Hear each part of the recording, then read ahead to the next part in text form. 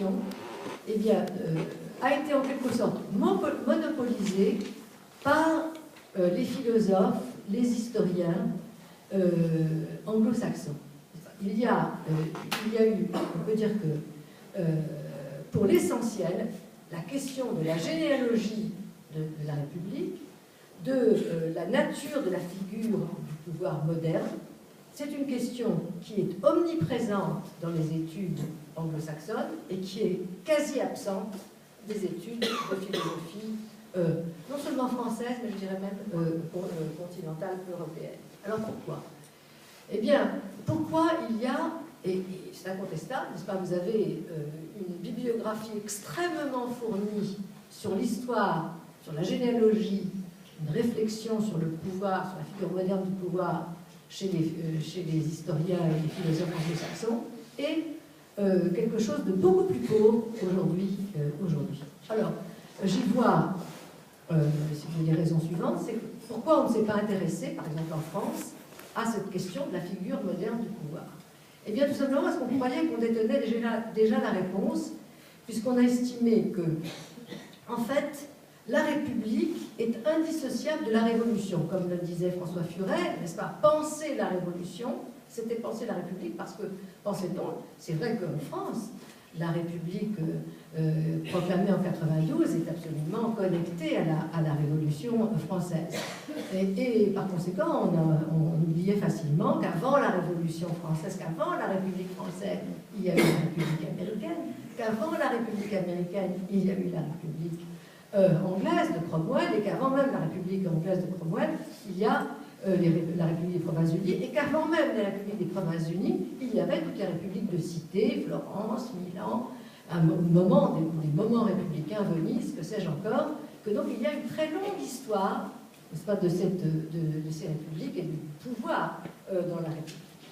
Et alors, première observation qui m'a beaucoup frappée, donc c'est cette confusion entre République et Révolution qui a fait en quelque sorte obstacle à l'analyse de la généalogie de l'histoire longue de la République. Deuxième raison, je ne vais pas m'y appesantir indéfiniment, mais je crois que ce sera très sensible à des analystes et des psychanalystes, c'est l'idée, vous savez, qui a culminé dans l'école historique des Annales, et qui vient d'ailleurs de plus loin, qui vient, n'est-ce pas, du XIXe siècle, de la découverte de l'importance du phénomène économique et social, et qui est commune d'ailleurs aussi bien au marxisme qu'aux théories libérales, à savoir l'idée au fond que l'économie et le social sont tout, et que donc il faut tout analyser d'un point de vue économique et social. Alors, au XXe siècle, les psychanalystes, si vous voulez, ont montré d'une façon qui a été en fait convaincante que l'économie et la société n'expliquent pas le psychisme, n'est-ce pas, des individus, et que si on ne connaît pas les pulsions et leur destin, ou mieux encore, n'est-ce pas, dernièrement, comme l'instrument fondamental, n'est-ce pas, de l'organisation du psychisme, qui est le langage, une certaine organisation du langage, on ne peut pas, si vous voulez, connaître le psychisme. Eh bien, en politique, c'est un peu la même chose, car la politique moderne, la politique républicaine moderne, évidemment, a des conditions économiques et sociales, mais, si vous voulez, son matériau de représentation, de formation dans laquelle elle se dit, c'est quelque chose qui a été évacué, n'est-ce pas, dans, au fond, le sociologisme moderne, appelons-le comme ça, c'est ce que de Rousseau lui-même, n'est-ce pas, avait expliqué quand il avait sous-titré le contrat social, principe du droit politique, c'est le droit, n'est-ce pas, c'est le droit. La langue de, si vous voulez, de l'analyse, c'est la langue humaine, mais la langue de la politique, c'est le droit politique. Et quand on ne s'intéresse pas au droit politique, on n'a aucune chance, évidemment, de suivre et de comprendre la genèse, la généalogie de la figure du pouvoir dans la République. Et ceci explique cela, c'est la raison pour laquelle vous avez cette avance de l'historiographie anglo-saxonne. Alors, démonstration, n'est-ce pas, ce que nous savons aujourd'hui des républiques médiévales de cité, eh bien, nous le devons à Quentin Skinner, qui est d'ailleurs le seul historien véritablement traduit ici. Ce que nous savons des républiques de la Renaissance, nous le devons pour l'essentiel à John Gréville, à Garth Pocock. Et ce que nous savons du droit politique de la Réforme, nous le devons à Donald Kelly et d'autres historiens anglo-saxons. Et c'est à eux, n'est-ce pas, c'est à eux qu'on voit, au fond, l'essentiel des connaissances qu'on a sur les figures, sur le pouvoir de ces républiques de cité. Mais alors, après le bénéfice qu'il faut absolument leur consentir et leur reconnaître, on ne peut pas négliger de signaler l'inconvénient que la monopolisation totale par l'historiographie anglo-saxonne de la question de la généalogie de la République a produit.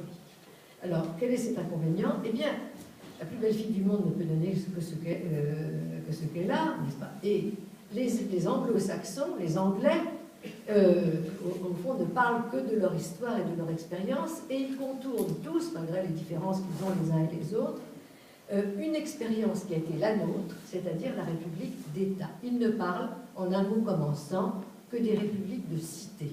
Ils ne parlent pas de la République d'État, et c'est pourquoi d'ailleurs ils ne disent rien de la souveraineté, du droit politique de la souveraineté, ils ne comprennent pas Baudin, et ils ne comprennent pas, au fond, les républiques d'État. Et voilà la raison pour laquelle, pour ma part, n'est-ce pas, dans une discussion, dans un dialogue avec, au fond, cette brillante et avancée école d'histoire de la République anglo-saxonne, j'ai eu l'idée, l'envie de me dire, mais voyons, mais bon sang, mais c'est bien sûr, il y a quand même une différence fondamentale entre les républiques de cité, une différence d'abord d'échelle, parce que les républiques de cité, ça regroupait des dizaines de milliers ou des centaines de milliers d'hommes, mais ça n'a rien à voir avec la République d'État, qui regroupe cette fois-ci des millions de personnes, n'est-ce pas, qui sont beaucoup plus vastes. Et puis la différence également, c'est que ces républiques d'État, qui débordent évidemment les murs de la cité, extramuros, elles inventent aussi un droit politique qui est tout à fait différent. Non pas simplement un droit civil, comme à Athènes, à Rome, et même encore dans les seigneuries, dans les républiques seigneuriales italiennes, mais un droit de l'État, n'est-ce pas, une théorie du contrat, qu'on ne voit pas avant les républiques d'État, une théorie des droits de l'homme, qui n'existait pas dans les républiques de cité, un droit du peuple, un droit à l'insurrection, bref, il y a tout un droit politique, toute une philosophie politique nouvelle qu'on ne voit apparaître que dans les républiques d'État.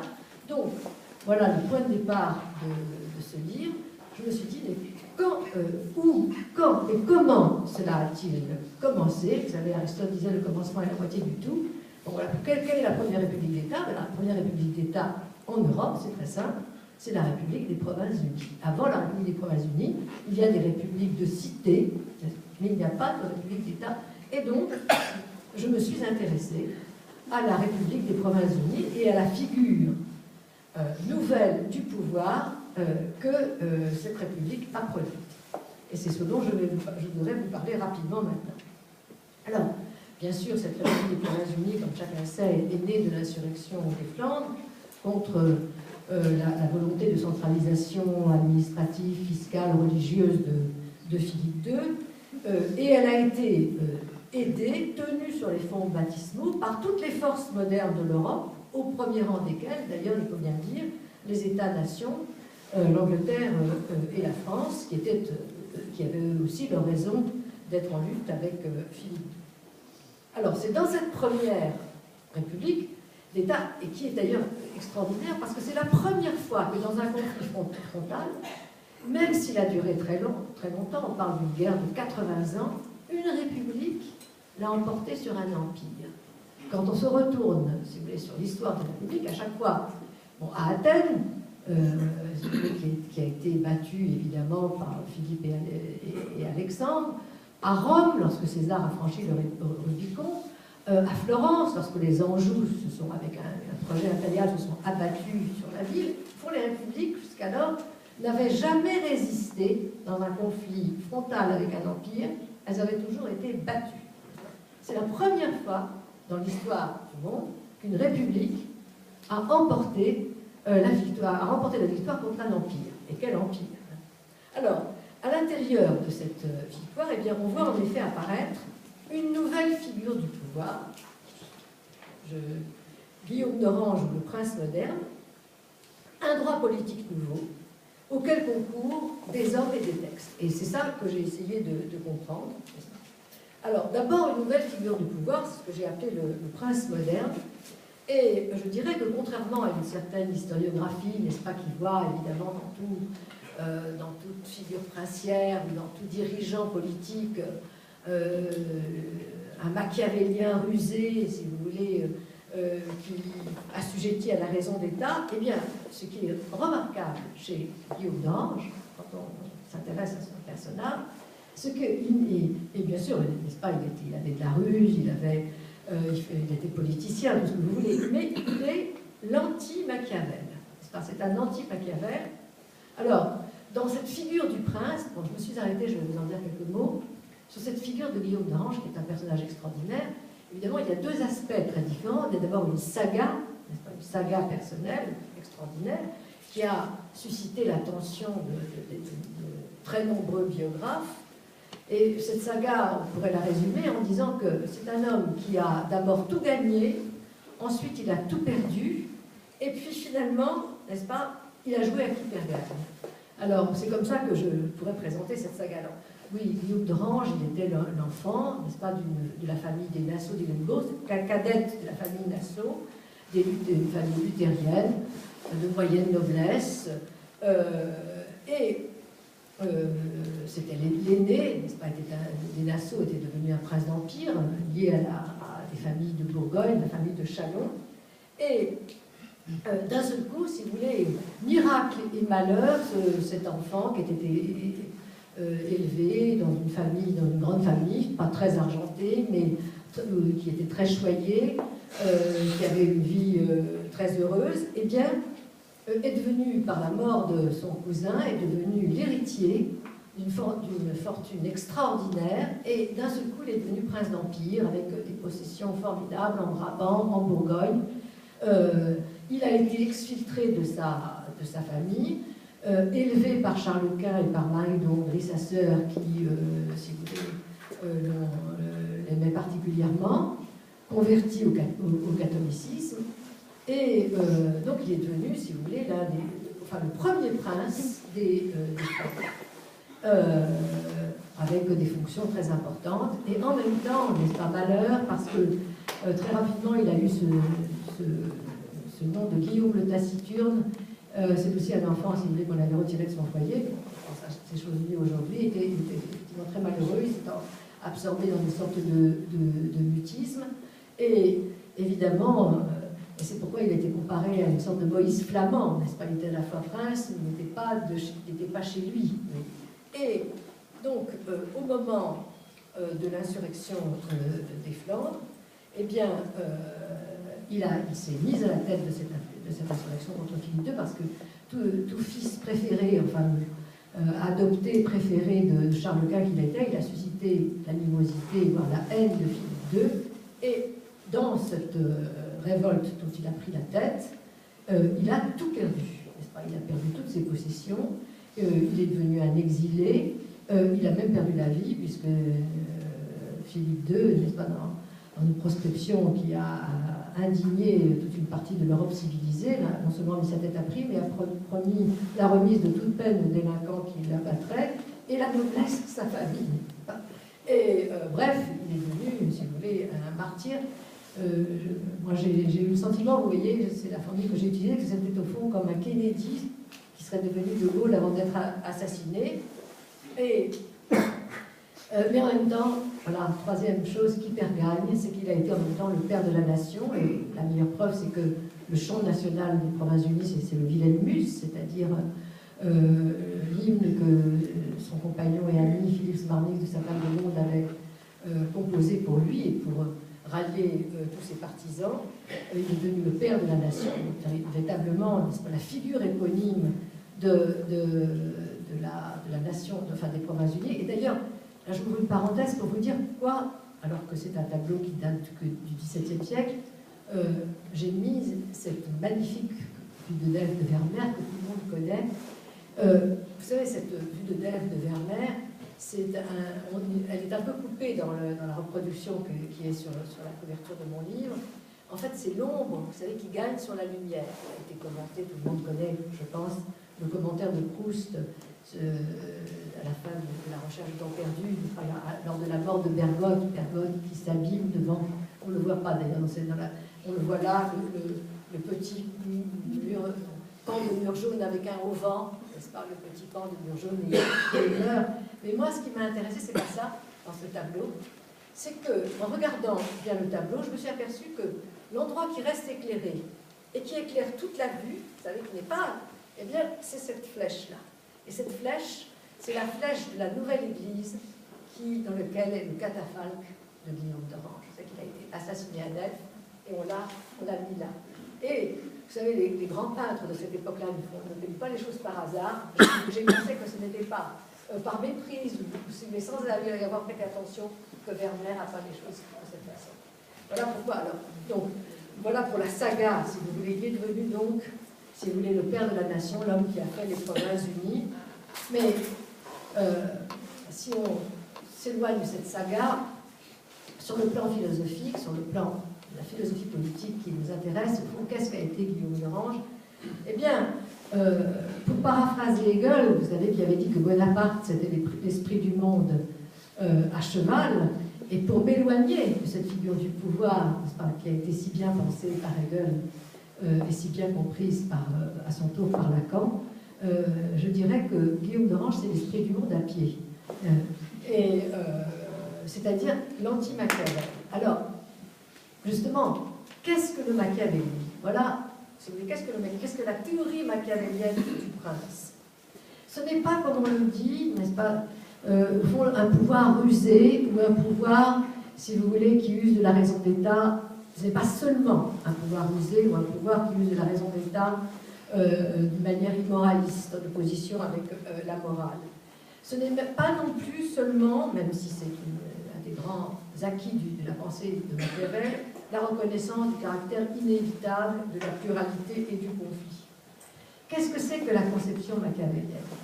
Eh bien, c'est la juxtaposition, si vous voulez, extérieure de la République et de la puissance. Ce qui était grand chez Machiavel, qui était un penseur de la République, c'est de dire qu'une République avec des prophètes des armées ne peut rien faire. Et donc, il faut de la puissance. Mais cette puissance, si vous voulez, cette nécessité de la puissance, il l'a pensée, légitimée sous la forme de la force, et bref, de la République et du condottiere. Et on sait que ça finit mal, parce que le condottiere, César Borgia en l'occurrence, finit par se retourner contre la République et par annihiler la République. Et donc, la grande différence de Guillaume d'Orange, si vous voulez, c'est pourquoi il inaugure une nouvelle époque, un nouvel esprit du monde, et Machiavel, c'est que Guillaume d'Orange ne fait pas du tout le même usage de la puissance. Et j'en viens à ce qu'a été pour moi, si vous voulez, au fond, la nouveauté apportée par Guillaume d'Orange, l'irruption d'une autre figure du pouvoir. Eh bien, Guillaume d'Orange a fait une chose extraordinaire. Il a su articuler, au fond, deux traditions qui, jusqu'alors, ne se rejoignaient pas, étaient totalement séparées les unes des autres. La première tradition, c'est évidemment la tradition des républiques de cité, c'est-à-dire avec leurs états généraux, avec leur self-administration, leur self-justice, les magistrats, vous savez, des cités qui se gouvernaient par elles-mêmes avec leur liberté, avec leur charte, d'ailleurs des cités seigneuriales, assez aristocratiques, des républiques aristocratiques. Bon. En s'appuyant sur cette tradition, en devenant l'homme des états généraux, le représentant des états généraux de la Hollande et de la Zélande, donc il a, si vous voulez, capitalisé cette tradition. Mais, et c'est la deuxième chose qu'il a faite, et là, c'est ça qui est plus extraordinaire, eh bien, il a articulé cette tradition des républiques de cité avec une autre tradition qui n'était pas dans la République de cité, qui était celle, n'est-ce pas, de la souveraineté, du droit politique de l'État qui était né en particulier en France. Et en effet, n'est-ce pas, Guillaume d'Orange, qui était devenu le représentant des États de Hollande, s'est rendu tout à fait compte que sans armes, sans puissance, sans argent, il était mort. N'est-ce pas, il ne pouvait rien contre Philippe. Et il ne s'est pas adressé à la condottière, c'était l'idée machiavélienne, Et il a cherché un souverain. Et donc, il fallait absolument un souverain à partir du moment où les États généraux avaient proclamé la déchéance de Philippe II. Il fallait un souverain, il fallait de la souveraineté directement. Et c'est pourquoi il s'est d'abord adressé à Henri III, à la France, qui lui a dépêché son frère, le duc d'Alençon, et c'est le duc d'Alençon, le duc d'Anjou est devenu le régent des Pays-Bas pendant 4 ans. Ça n'a pas marché. Il s'est ensuite adressé, en tout cas les États généraux après lui se sont adressés à Elisabeth, il avait déjà posé des jalons, qui lui a envoyé son favori d'Esther. Bref, il a été à la recherche de la souveraineté. Mais, donc, les dernières choses, parce qu'en fait, il n'avait pas trouvé dans l'empire de Maximilien, ni même chez les princes protestants, dont il attendait beaucoup, et même chez les cités beaucoup trop faibles de Genève et de Strasbourg, il n'a pas trouvé l'appui dont il avait besoin pour se battre contre Philippe II. Donc, il a compris qu'il fallait de la souveraineté. Mais en même temps, n'est-ce pas? Et donc, il a articulé, donc, je vous dis, cette double tradition. Alors, pour comprendre, d'ailleurs, jusqu'au bout, si vous voulez, ce qu'a été son action, eh bien, il faut s'intéresser aux hommes qui l'ont accompagné, qui l'ont aidé, et au droit politique nouveau qui naît à cette époque-là. Et c'est cela dont je vais vous parler, avant, finalement, de revenir à ce qu'a été véritablement sa figure. Oui, c'est trop long. Enfin, vous nous passionnez, mais c'est-à-dire qu'on voudrait aussi converser avec vous. Et je ne suis pas sûr que...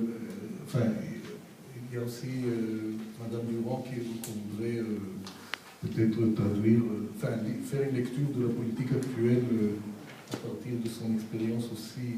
Enfin, est-ce que vous amenez, est-ce qu'il serait possible de résumer la suite en